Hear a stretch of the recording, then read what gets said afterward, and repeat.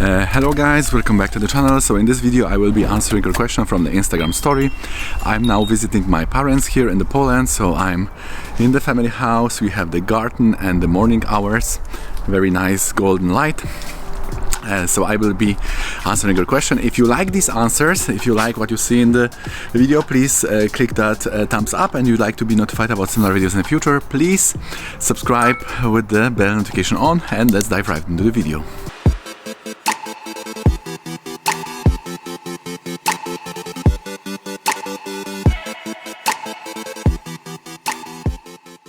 Okay, so the first question is about the Ketu and Jupiter position in the 6th house. So we know that the Ketu and Jupiter, this is the Parampara Yoga. The Parampara Yoga is a very nice one, and basically it shows that we are somehow the part of the spiritual tradition or any other type of tradition when we are learning from the succession of students and teachers there, and some old knowledge is transmitted in that process. And we can say that Prashna Marga of course says that the Jupiter in 6th house is very positive, and it makes one enemy-less, so there is no enmity in our life.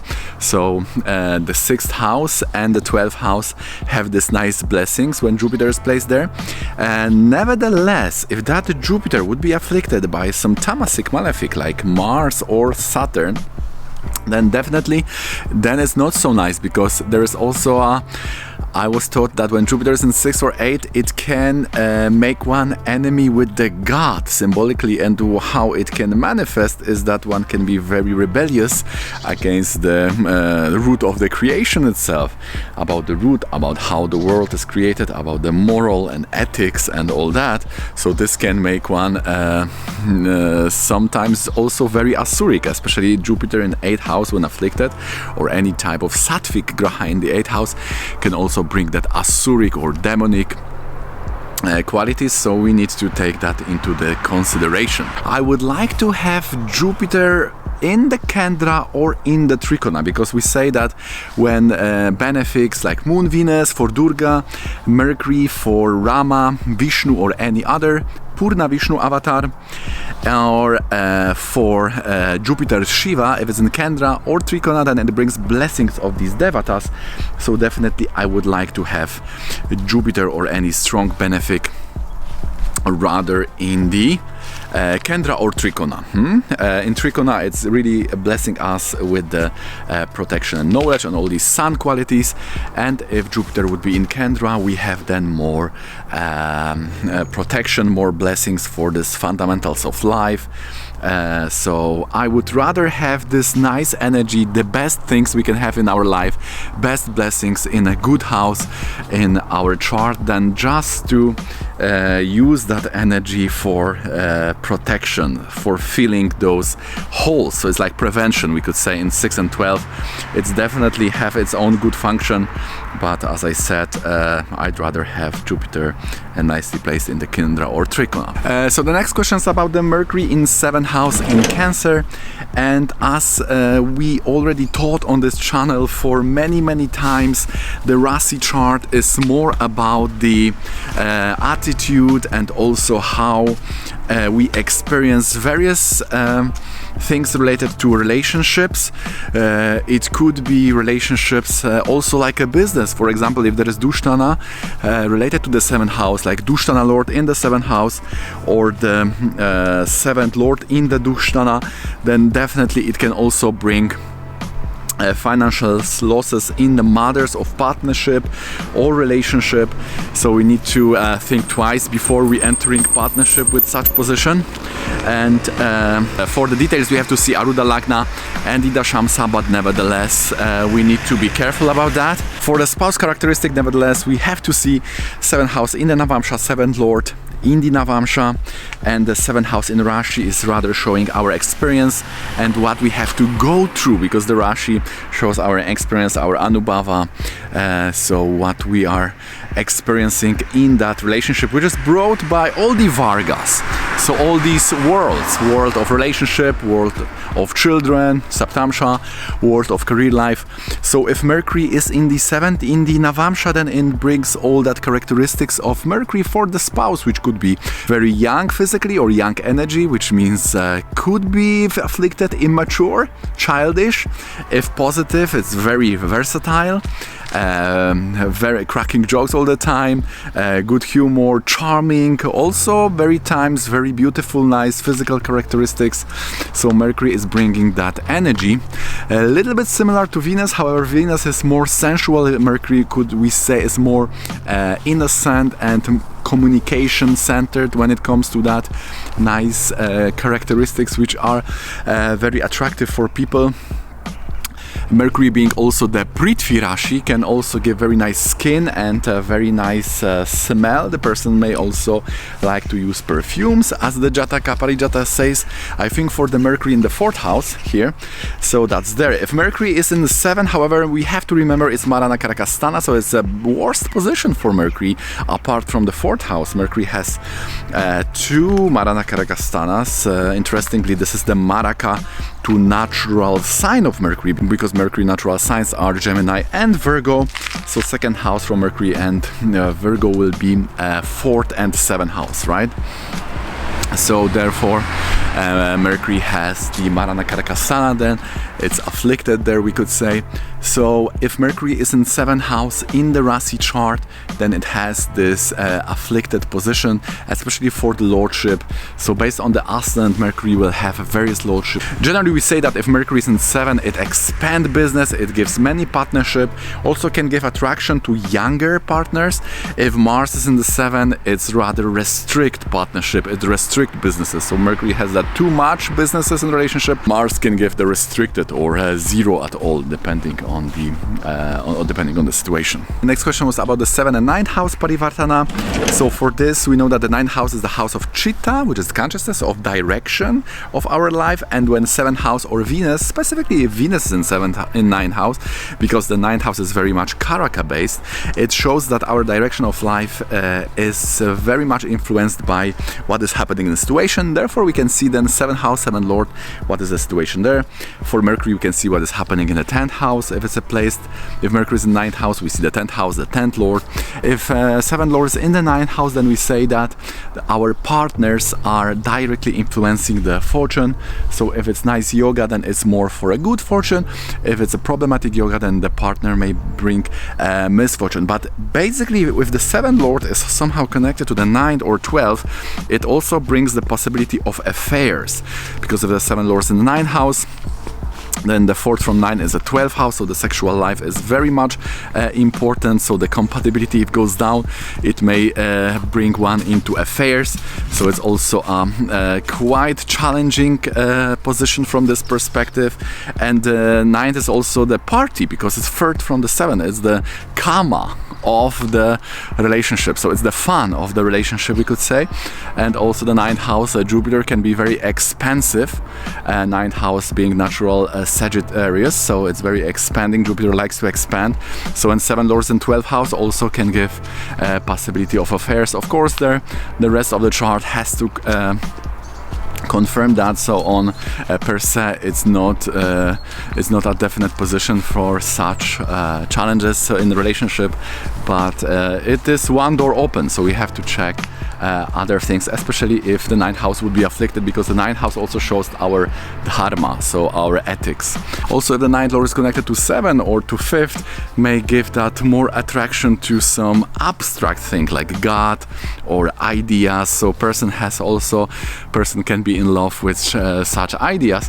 So maybe for relationship with the 7th lord is related to 5th and 9th, I've heard once that it's not the best situation, because the person may have more abstract and subtle views of the love, which the partner may not always fulfill. So it can be demanding from that point of view. Then we have 12th lord in the 10th house. So 8 and 12 are always taxing. So whatever areas or bhavas they always want to take something from us. So if the 12th lord is in 10th house, we always have some losses in our career life resources, career life enterprises. So the 10th house can involve our business, business, our career life, even our side projects. If the 12th Lord is connected to the 7th house, it's much more about the partnership. If a 12th Lord is related to 10th house, it's more about the assets we have in business.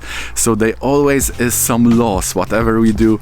This can also be due to mistakes. If it's Venus, it's more managerial mistakes. If it's Mercury, it can be related to economics. If it's Jupiter, it's about the worldview. If Sun, it's about the resources and so on. So depending on the graha, this can also provide some information for us from what is the source of such losses. And then we can see the 12 from Arudha Lagna to identify the name, the color, to be able to more assign these things in our life. And in the Shamsa we can see from which part of environment, of work environment, these losses may come to us. So the 12th Lord and 10th, in fact any Dushtana Lord related to 10th house or a 10th Lord in Dushtana, it's not the best situation for work because it always incurs some losses, and when the dasha of such sign is coming, it's always some kind of loss, so it's working every time. So the Dushtana Lord related to the 10th house can be something minor or can even lead to complete bankruptcy. That depends on the whole chart, so we need to be attentive of the whole yoga. Then we have Ketu and Rahu Vargotham. I could say here I would be interested in that relationship part of this combination, because we are using Vargotham in compatibility. We say that whatever is a Vargotham, we are seeking that. It will be good also if that partner would have that qualities, then the relationship is very positive. So if nodes are Vargotham, then basically it means that spirituality is required or is needed to have fulfill relationships. The next question is about the mental peace. So we know that the 4th house is like an essential house for mental peace because of the natural Cancer lorded by the moon. The moon is the main planet which shows our mind. So if the 4th house is nice, we are peaceful, trusting, we are very comfortable inside, we have very good connection with ourselves. Now the 12th from the 4th will show all these bad thoughts, and 5th from 4th, it is the meta. It is how we are controlling our thoughts. So for example, there is a part of psychology, cognitive psychology, which says that all our anxieties and our problems are basically coming from a wrong patterns, wrong thinking patterns. So also our emotional state is coming from wrong thinking patterns, and we can correct that through writing them down and then correcting those parts. So this is the process which is in the 5th house. If our 5th house is weak, we don't have that meta abilities, that meta function which is above our mind. So our intelligence can control our thinking. Of course, it's much problematic when we have additionally some obsessive compulsive problematics, because then it's harder to control those thoughts, which can be very compulsive. But nevertheless, the 5th house has that function. So if the 4th house is afflicted, the mind is naturally anxious. It's not trusting, probably due to some childhood trauma or non-availability of parents.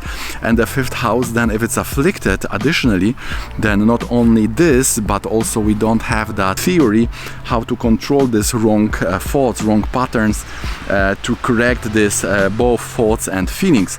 So therefore 5th house is also very important for memory. So 5th and 9th are showing memory. If moon is afflicted in 5th or 9th, then basically it shows that we may suffer from dementia. So the last question which we will answer is about the 11th Lord, and if 11th Lord can ruin the yoga. That was the question. So basically the 11th Lord is the Haribhava, it's part of Haribhava, and is basically showing where we are overdoing things, where we are applying our control, and we are basically not agreeing to the fate. Because the 9th house and 5th house, it shows our past, our fate, our dharma. And if the upachaya are working the 3rd, 6th and 11th, it's basically showing this free will in action. Therefore, that is the basic source for information why we have 33% of free will, because there are these 4th houses, 3rd, 6th and 11th, which are called the Brahma houses, the upachaya. and in these houses we are trying to do things how we want. So there is a lot of desire there. We are basically not agreeing to the fate. We are not agreeing to what is around us, what is given to us by nature. We are not passive, so we are not in that stoic mood, right, which was very trendy a few years ago in the philosophy, that stoic understanding about the attitude to life that we should accept, we should learn to accept.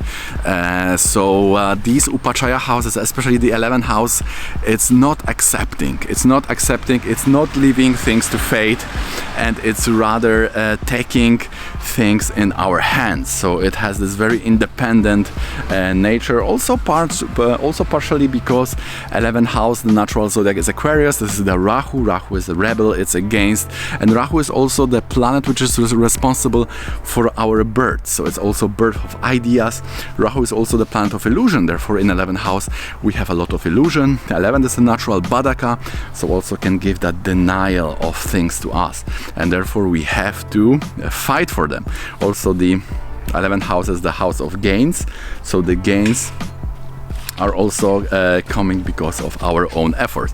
So in this regard, we can say that 11th Lord can ruin things in the sense or in the context that when we are messing up. So we are trying to rebel against the resources and our nature. For example, Gita says that if you go against the nature, so your body, your natural tendencies, then it will always end badly. So 11th house, I think, has that nature that it can totally ignore what is given and can go against that. In that sense, this is overdoing, this is messing up. We are, Sanjayji said, I remember that this is leaving things to our intelligence, and our intelligence is usually messing things up. So in that sense, all these 3rd, 6th, 10, 11 can mess things up because of that independent thinking. But I would say, to make it more balanced, that it means that we are not taking into consideration the nature, what was given to us, but we are just